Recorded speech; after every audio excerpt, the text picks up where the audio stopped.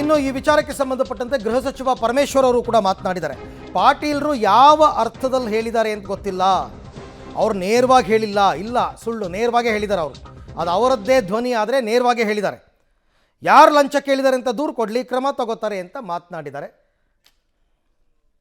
ಮಾಧ್ಯಮದಲ್ಲಿ ಗಮನಿಸಿದೆ, ಪಾಟೀಲ್ರು ಯಾವ ಅರ್ಥದಲ್ಲಿ ಹೇಳಿದ್ದಾರೆ ಗೊತ್ತಿಲ್ಲ, ಅಥವಾ ಎಲ್ಲಿ ನಡೀತಾ ಇದೆ, ಯಾರು ಲಂಚ ಕೇಳಿದ್ದಾರೆ ಅದನ್ನು ಸ್ಪಷ್ಟವಾಗಿ ಅವರು ಮಾಧ್ಯಮದಲ್ಲಿ ಏನು ಹೇಳಿಲ್ಲ. ವೈಯಕ್ತಿಕವಾಗಿ ಅವರೇನಾದರೂ ಕೂಡ ಮಾತಾಡಿದರೆ ಅಥವಾ ಸಚಿವರಿಗೆ ತಿಳಿಸಿದರೆ ಒಳ್ಳೆಯದು. ಆ ಸಚಿವರು ನಮ್ಮ ಜಮೀರ್ ಅಹಮದ್ ಅವರಿದ್ದಾರೆ, ಅವರಿಗೆ ಹೇಳಿದರೆ ಅದು. ಇನ್ನು ಕಾಂಗ್ರೆಸ್ ಸರ್ಕಾರದ ವಿರುದ್ಧ ಮತ್ತೊಂದು ಹಗರಣದ ಬಾಂಬ್ ಬಿದ್ದಿದೆ. BR ಪಾಟೀಲ್ ಮತ್ತು ಜಮೀರ್ PA ಆಡಿಯೋ ವೈರಲ್ ಹಲ್ಚಲ್. ಇದಕ್ಕೆ ಸಚಿವ ಜಮೀರ್ ರಾಜೀನಾಮೆ ಕೊಡಬೇಕು ಅಂತ ವಿಪಕ್ಷ ನಾಯಕ ಅಶೋಕ್ ಆಗ್ರಹಿಸಿದ್ದಾರೆ. ನ್ಯಾಯಾಂಗ ತನಿಖೆ ನಡೆಸಬೇಕು ಈ ಪ್ರಕರಣದಲ್ಲಿ ಅಂತ ಅವರ ಒತ್ತಾಯ.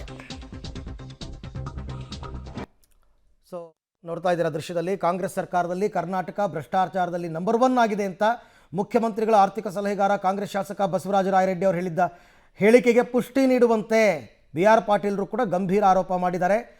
ಆಳಂದ ವಿಧಾನಸಭಾ ಕ್ಷೇತ್ರದಲ್ಲಿ ಇಷ್ಟೆಲ್ಲ ಭ್ರಷ್ಟಾಚಾರ ನಡೆದಿದೆ ಅಂತಕ್ಕಂಥದ್ದು, ಹಾಗಾಗಿ ಅವ್ರು ರಾಜೀನಾಮೆ ಕೊಡಬೇಕು ಜಮೀರ್ ಅಂತ ಇವರ ಆಗ್ರಹ.